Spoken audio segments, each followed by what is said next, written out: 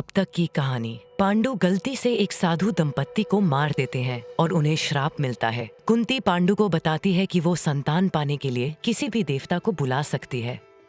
जिस देवता को कुंती सबसे पहले बुलाती है वो थे यम, सत्य और मृत्यु के देवता।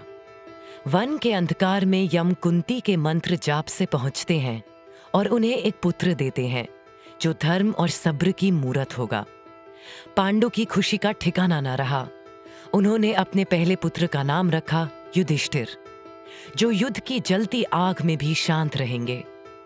आने वाले वर्षों में युधिष्ठिर चट्टान की तरह स्थिर रहेंगे, जिस पर उनके भाई कष्ट के समय निर्भर हो सकेंगे। इसके बाद कुंती ने वायुदेव को बुलाया, जो पवन के देवता हैं।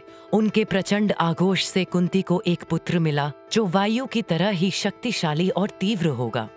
जब कुंती उसे पांडु के हवाले कर रही थी, वो उनके हाथ से छूट गया। पर जब पांडु ने देखा कि उस छोटे से बच्चे के सर से पत्थर टूट गया था, वो वायुदेव के उपहार से बहुत खुश हुए। पांडु और कुंती ने अपने दूसरे पुत्र का नाम रखा भीम। आने वाले समय में उसके पराक्रम और साहस का मुकाबला कोई नहीं कर पाएगा। इसके बाद कुंती ने एक और बार मंत्र का जाप किया और देवों के राजा इंद्रदेव को बुलाया। इंद्रदेव के साथ बिताई रात ने कुंती को एक ऐसा पुत्र दिया जो दुनिया का सबसे बड़ा धनुर्धारी बनेगा। जब पांडु ने अपना तीसरा पुत्र गोद में लिया, वो उस बालक के हाव भाव देखकर हैरान रह गए।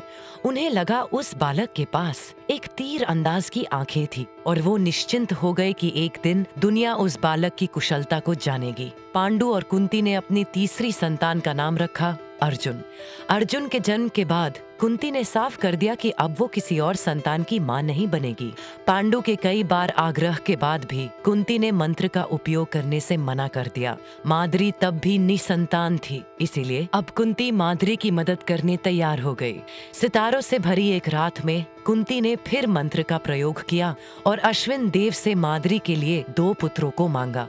उन 2 दिव्य बालकों के जन्म के साथ ही माद्री को 2 सबसे खूबसूरत पुत्रों की प्राप्ति हुई। अपने 5 पुत्रों के साथ पांडु ने वन में बहुत खुशनुमा समय बिताया।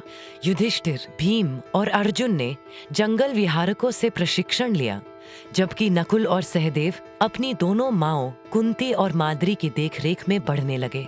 पांडु हाल ही में खुद को मिले श्राप को लगभग भूल गए, पर श्राप से बच पाना मुश्किल था। एक दिन कुंती जब वन में घूमते हुए वापस लौटी, तो उन्होंने देखा कि पांडु नहीं रहे थे।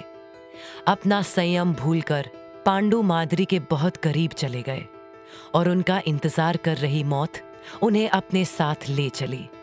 जब पांडु का दहन किया गया, माद्री ने पति की किस्मत को अपनाकर खुद को उसी अग्नि के हवाले कर दिया। हस्तिनापुर ने अपना एक और पुत्र खो दिया और उनके साथ एक बेटी को भी। अपने पति की मौत के बाद कुंती वन में बसे अपने घर में अकेले और नहीं रह सकी।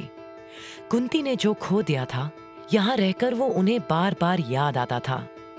वन में कुछ समय और बिताने के बाद कुंती ने उस जगह को अलविदा कह दिया और पांडु के 5 पुत्रों को लेकर हस्तिनापुर चली गई। पांडवों के लिए अब कुंती ही उनकी दुनिया थी।